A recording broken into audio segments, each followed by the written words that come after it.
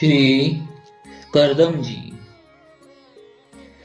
छायायाः कर्दमो जगे, अर्थात ब्रह्मा जी की छाया से कर्दम जी उत्पन्न हुए।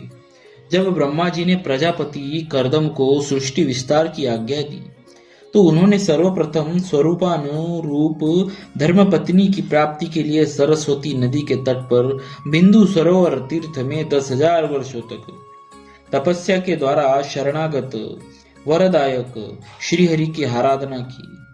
भगवान ने प्रसन्न होकर उन्हें दर्शन दिया। प्रभु की परम मनोहर मूर्ति का दर्शन कर कर्दम जी को बड़ा हर्ष हुआ। उन्होंने सानंद साष्टांग दंडवत प्रणाम कर प्रेम प्रवण चित्त से हाथ जोड़कर अत्यंत सुमधुर वाणी से भगवान की स्तुति की। भगवान ने कहा, जिसके लिए तुमने आत्म संयम आदि के द्वारा मेरी आराधना की है, तुम्हारे हृदय के उस भाव को जानकर मैंने पहले से ही उसकी व्यवस्था कर दी है।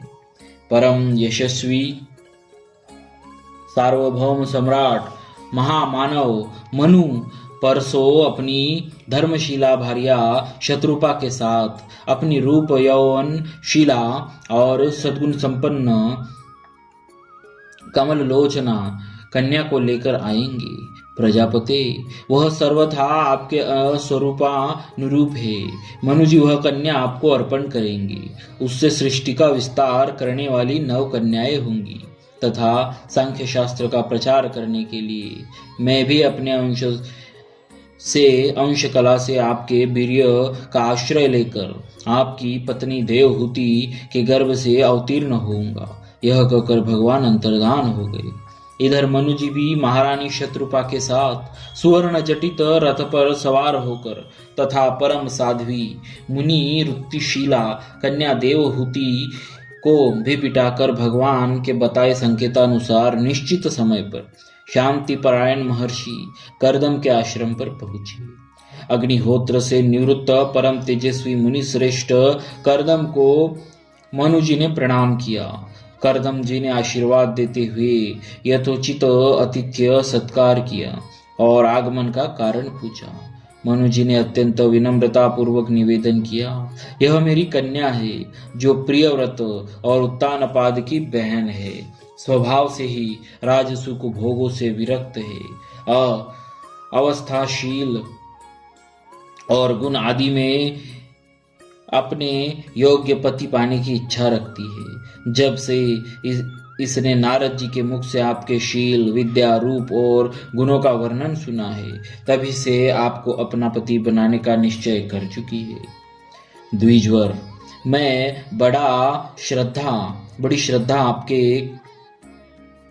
श्रद्धा से आपको यह कन्या समर्पित करता हूँ। आप इसे स्वीकार कीजिए। कर्दम जी ने स्वीकृति तो दे दी, परंतु शर्त पर। वह यह कि जब तक इसके संतान नहीं हो जाएगी तब तक मैं गृहस्थ धर्मानुसार इसके साथ रहूंगा। इसके पश्चात भगवान के बताए हुए परम धर्म भगवत धाराधन को ही मैं अधिक महत्व दूंगा। महाराज मनु जी ने ब्राह्म्य विधि से देवहूति का विवाह कर्दम जी से कर दिया और दहेज में भूरी भूरी बहुमूल्य वस्त्राभूषण एवं अन्य वस्तुएं प्रदान की तथा मुनि की आज्ञा लेकर वे वहां से अपने स्थान को चले आए। मनुपुत्री देवहूति ने काम वासना दंभ द्वेष लोभ मदादि का त्याग कर बड़ी सावधानी और लगन के साथ सेवा में तत्पर रहकर विश्वास पवित्रता गौरव संयम शुश्रूषा प्रेम और मधुर भाषण आदि गुणों से अपने परम तेजस्वी पतिदेव को संतुष्ट कर लिया। बहुत काल व्यतीत होने पर सेवा परायणा देवहूति के मन में संतान की अभिलाषा जागृत होने पर परम तपोधन श्री कर्दम जी ने अपने तपो बल से स्वयं दिव्य स्वरूप धारण कर तथा देवहूति को भी दिव्य रूप प्रदान कर सहस्त्रों दास दासियों से सेवित एवं समावृत होकर योग प्रभाव विनिर्मित दिव्य विमान पर विराजमान होकर देवहूति के साथ बहुत वर्षों तक विहार किया।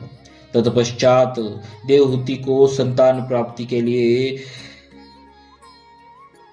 समुत्सुक देखकर श्री कर्दम जी ने अपने स्वरूप के 9 विभाग किए और 9 स्वरूपों से उनके गर्भ में अपना तेज स्थापित किया।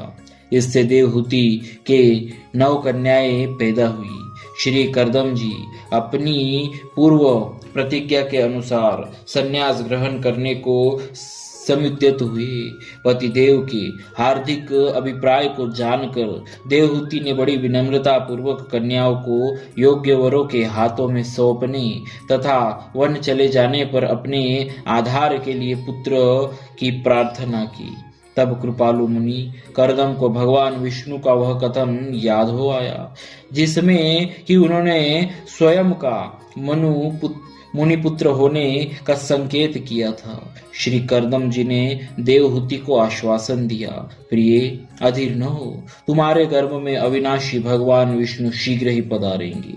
अब तुम संयम, नियम, दान और तप आदि के द्वारा श्रद्धा पूर्वक भगवान का आराधन करो।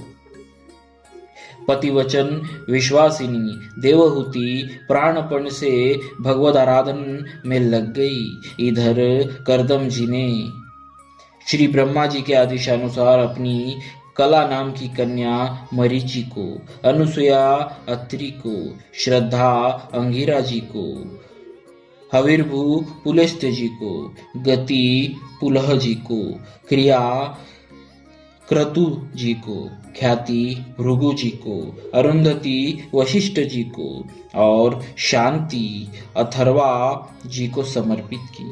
ये ऋषि लोग कर्दम जी की आज्ञा लेकर अति आनंद पूर्वक अपनी अपनी पत्नियों के साथ अपने अपने आश्रम को चले गए। इधर परम मंगल मुहूर्त आने पर साक्षात देवादिदेव भगवान विष्णु श्री कर्दम जी के वीर्य का आश्रय लेकर देवहूति जी के गर्भ से श्री कपिल रूप में प्रकट हुए। श्री कपिल रूप में प्रकट हुए। देवताओं ने दुंदुबिया बजाई, पुष्पवृष्टि की। ब्रह्मा दिक ने ऋषि दंपत्ति के सौभाग्य की सराहना करते हुए श्री कपिल भगवान की स्तुति की।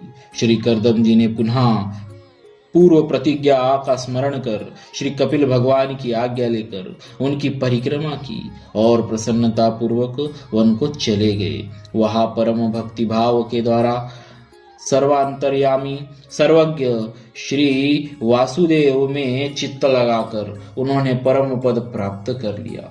भगवान श्री कपिल देव भी माता देवहूति को तत्व ज्ञान का उपदेश देकर गंगा सागर संगम पर जाकर भजन में प्रवृत्त हो गए। देवहूति जी भी भगवान के चरण कमलों का अनुचिंतन करती हुई भगवत धाम को प्राप्त हो गई।